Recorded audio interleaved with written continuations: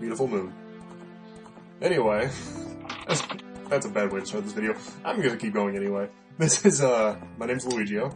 And this is Shenko. And, we are doing a Let's Play of The Legend of Zelda Ocarina of Time. More specifically, I am. This is my run-through of the game. I'm playing the GameCube version. The GameCube version came in 2003 when, Wind Waker was still not out yet. So, this was a pre-order bonus for it. It was the collector's edition, wasn't it? No, it wasn't the collector's edition. That one came later. What you did for Wind Waker was, as a way to try and incentivize you to, pre-order it was, if you pre-ordered it, you would get this. You would get the Legend of Zelda, you would get Ocarina of Time, and you would get the Master Quest. You would get that in a single disc. Right. You don't get the old versions on that one. That one came as more of like an anniversary collection, I think. But anyway, Because Wind Waker did horrible in Japan during that first time. Well, I don't actually know what the Japan sales there. But, anyway, I'm choosing I know a lot of people like to choose their own names or make up silly names for that. I'm just going basic Link because, that's the main character's name. I'm not gonna throw my name in there and be like in a world where there's Saria and Ganondorf and Zelda, there is Bob. And Link was just a placeholder in the original game anyway, so it was because he was a link between in all of the different games he was a link between something and something else. He was supposed to be like the link between the player and the game. So it was, that's kind of also why you have the name there in the first place, so that you can basically make it, this is your adventure. And in later games, like in Ocarina of Time, it became more apparent that he was the link between different elements of the game, like past and present, future and present, twilight and daylight, darkness and light, and things like that in different games. Earth and sky. Well, currently he's linked. This is the link to your dream.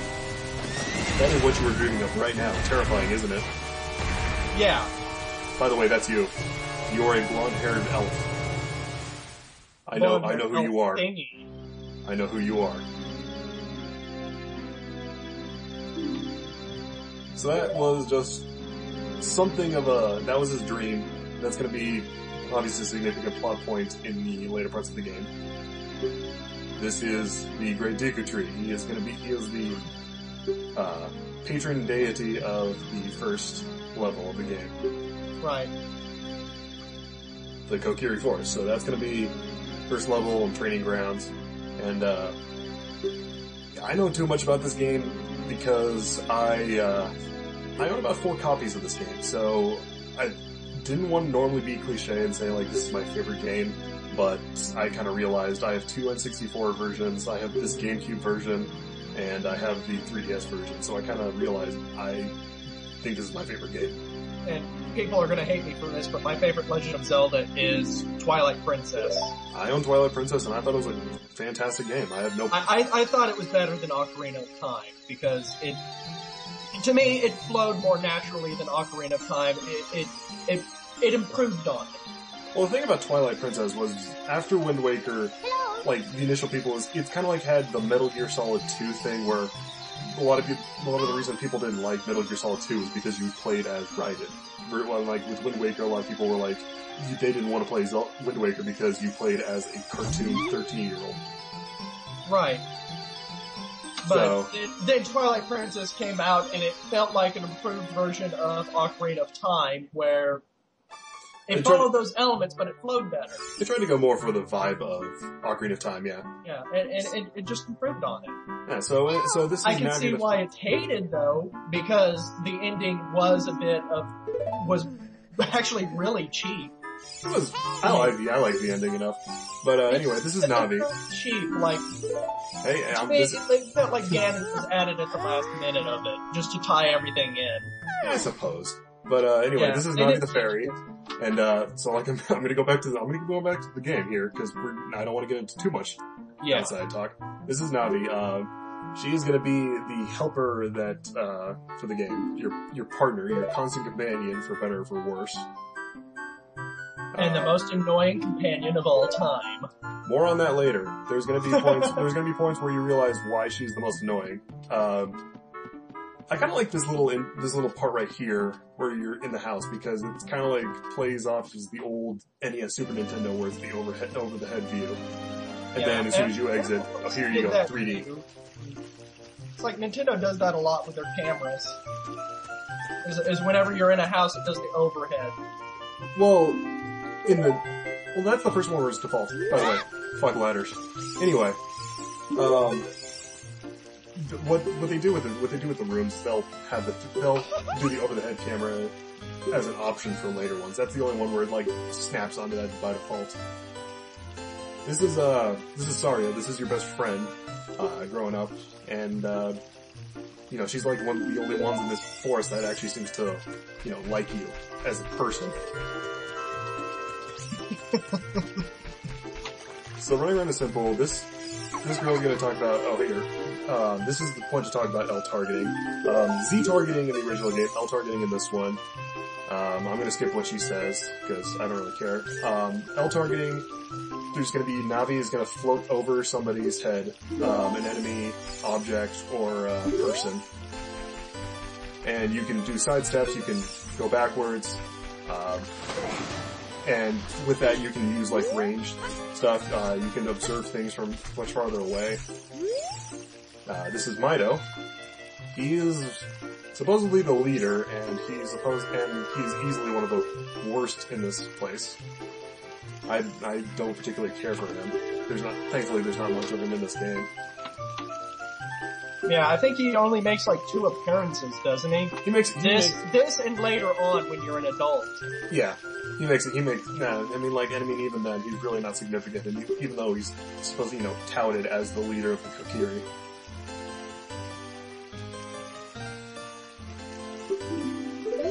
And of course he tells you, like, equip a sword and shield. It's like, okay, this is one of the things.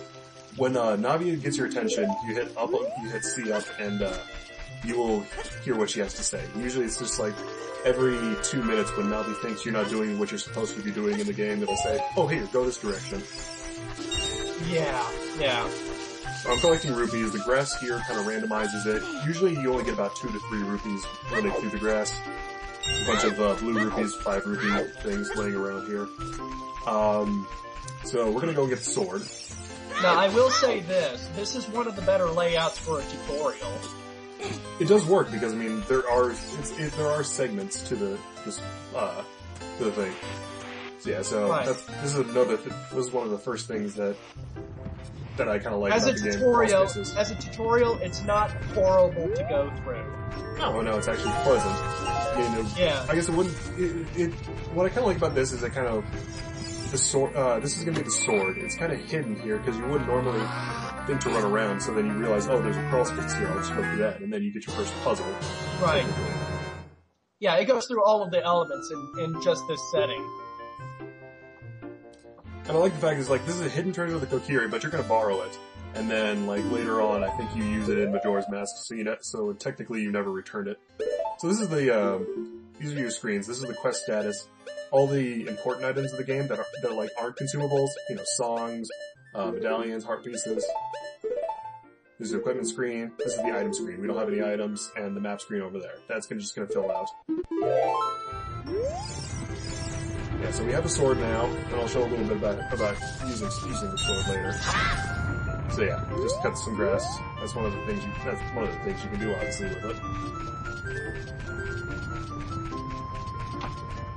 Gonna get more rupees because we need to get the Deku shield, which is 40 rupees. So we're gonna go and now that we have the sword, we can cut some grass and get some rupees and other ways to get it. And right about here, I'm gonna show how to do the combat as soon as the screen does it. So standing still and swinging is going to do a horizontal slash. Moving forward moving forward like that is going to do a vertical slash. Holding L and doing the A is going to do a jumping slash that does double the attack damage. It's really useful. You can side jump, you can backflip. There's a lot more mobility there. And the charge attack is, of course, here. You can hold it there, or you can just do a quick 360 circle and get it done quicker. Which is useful for later puzzles. Incredibly useful. I like how it slightly realistically cuts into those signs. That's probably like one of the only examples of like how your sword direction really meaning anything. Yeah, because you can do a horizontal and vertical slash on the side and it'll pick it up. Right. I mean, like if you think of it, I guess if you think of it in kind of like Soul Calibur terms, there's like the horizontal slash will hit anybody that's to your sides. Vertical slash is of course going to be damaging to whoever's right in front of you. And of course, there's a bunch of chests here. This is Mido's house, by the way. So basically, we are robbing him. And there's some satisfaction to it. He only has 11 rupees to begin with, and this is where he hides his heart. He had one? Yeah, well, he had one, and then he put it in the chest, clearly. I feel ashamed because I stole that from Peanut Butter Gaming. Anyway, these stepping stones... I haven't watched Peanut Butter Gamer, so I wouldn't know. Yeah, it's just one of the old jokes he had, and I kind of liked it and figured I'll use it, and then I kind of immediately regretted it. I unknowingly led you up to it. Yeah, so. By the way, I'm gonna suck with this because, yeah, right there. I'm playing the 3DS version, and the analog nub is like completely smooth, but the GameCube controller is like octagonal, so sometimes I just get myself messed up with it. This is, if you hit C up at any point while just standing, you're just going to be able to go to this first person view and kind of observe the place. It's not particularly useful, because, just to use by itself, because the draw distances are low enough that there's not really any need to observe what's ahead of you. Oh, and last 5 rupees just behind the store there. I didn't know that. Oh, I mean, it's definitely hidden. But I mean, you can easily, as you can see, I have 57 rupees and it costs 40, so it's not like that was one of the necessary ones to get anyway. So the shield this is the only shield, that you can equip in both hands with sword and shield. Like that. And yeah, when you hold R, you're gonna hold it up to defend yourself. Also, I'll explain more about the shield combat. I don't think I really have a good video where I show it off, but it's kind of basic as to how it works.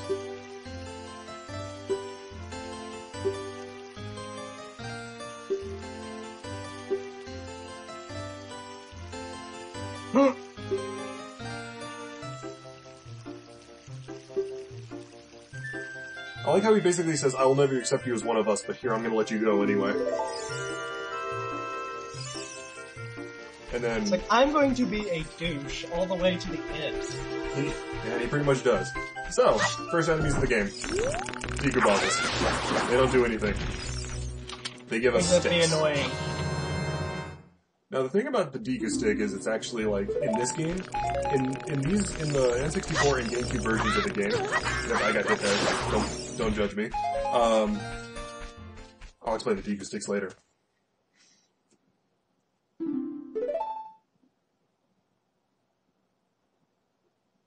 I like his mustache.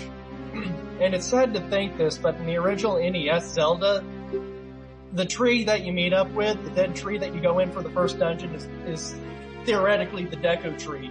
Yeah, because there is this, the Hyrule Historia out, there's a whole lot of history about Zelda, and the whole thing that is that it's split into 3 timelines.